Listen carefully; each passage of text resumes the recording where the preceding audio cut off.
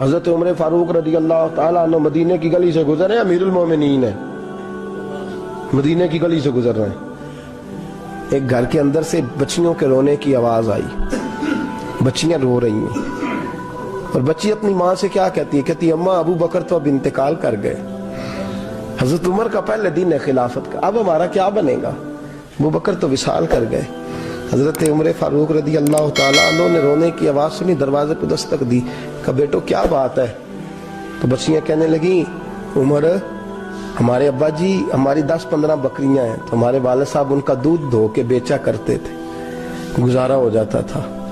جس دن ابا جی فوت ہوئے تو اس دن سے لے کر ابو بکر صدیق روز عصر کے بعد آیا کرتے تھے، ہماری بکریوں کا دودھ دھو کے دیتے تھے، کچھ ہم پیتی تھی، کچھ بیچ لیتی تھی، گزارا چلتا تھا۔ جس دن ابو بکر صدیق خلیفہ بنے تو ہم نے جا کے کہا ابو بکر اب کون دودھ دھوئے گا؟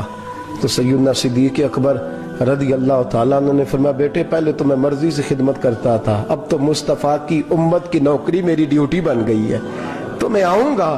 بچیاں رو رہی ہیں، حضرت عمر کو بتاتی ہیں، کہتی ہیں ابو بکر چلے گئے ہیں تو ہم پریشان ہیں، یتیم ہیں، لاوارث ہیں، بھائی کوئی نہیں، کون آئے گا، کون دیکھ بھال کرے گا؟ حضرت عمر فاروق گھٹنوں کے بل زمین پہ بیٹھ گئے، ان چھوٹی چھوٹی بچیوں کو سینے سے لگایا، فرمانے لگے میں ابو بکر کا کیا کروں، میرے لیے رستے بڑے مشکل کر گیا ہے، میں اس کے کس بادشاہ وقت ہو کے وہ غریبوں کے گھروں میں آ کے ان کی بکریوں کا دودھ بھی دوتا تھا، امیر المومنین ہو کے یہ رنگ بھی تھا۔ پر میں بیٹیوں فکر نہ کرنا، جب تک عمر زندہ رہے گا، عمر آتا رہے گا، یہ نوکری کرتا رہے گا۔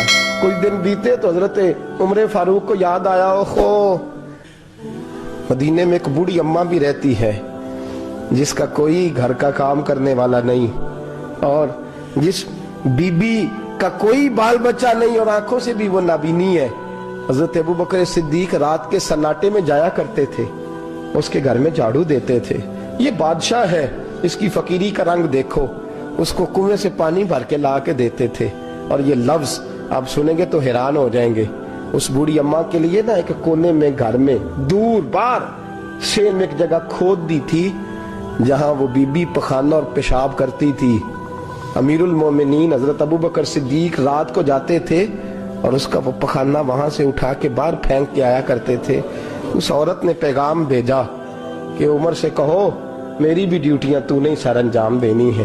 عمر فاروق ساری رات کام کرتے، سناٹا گہرا ہوتا تو جھاڑو دبایا ہے بغل میں، اور عمر فاروق نکلے ہوئے اس بی بی کے گھر میں جھاڑو دیا جا رہا ہے۔ حضرت انس بن مالک فرماتے ہیں میں نے آخری عمر میں بھی اس بوڑھے عمر کو دیکھا ہے، اس بڑھاپے میں بھی میں نے اس شخص کو دیکھا ہے کہ جب وجود کمزور ہو گیا، داڑھی سفید ہو گئی، لیکن پھر بھی اس کا انداز نہیں بدلا، اس نے ساری زندگی بادشاہی میں فقیری کر کے گزار دی، یہ پھر بھی کسی کے گھر میں جھاڑو دیتا ہے، کسی کی بکریوں کا دودھ دھوتا ہے، یہ کسی غریب میرے دوست یہ۔ اور جب سیدنا فاروق اعظم رضی اللہ تعالیٰ عنہ خطبہ دینے بیٹھتے تو کپڑے پھٹے ہیں، پیبند لگے ہیں، مزاج سادہ ہے، بڑا مال آیا ہے، بڑا مال، لیکن تقسیم کر دیا، اور یہی انداز آگے اپنے گورنروں کو دیا۔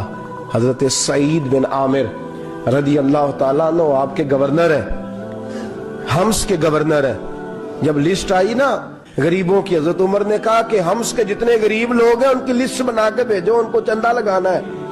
تو 17ویں 18ویں نمبر پر حضرت سعید بن عامر کا نام بھی آ گیا، گورنر صاحب کا۔ تو حضرت عمر نے سوچا شاید کوئی اور سعید بن عامر ہے، فرمانے لگے یہ کون ہے؟ جس کی ڈیوٹی لگائی تھی اس سے کہنے لگے یہ سعید کون ہے؟ تو کہا حضرت جی ہمارے صوبے کا گورنر۔ تو فرمایا اس کی لسٹ فقیروں میں؟ فرمانے لگے پتہ نہیں آپ نے کیا رنگ بھر کے بھیجا ہے، مہینہ مہینہ یہ شخص درختوں کے پتے کھا کے گزارا کر دیتا۔ یہ میں فرشتوں کی کہانیاں نہیں سنا رہا آپ کو، میں آپ کو جنات کی یا عالم بالا کی باتیں نہیں، اس دھرتی پہ بسنے والے، اس دھرتی پہ وقت گزارنے والے میرے رسول پاک کے تیار کردہ ہیرو کی باتیں عرض کر رہا ہوں۔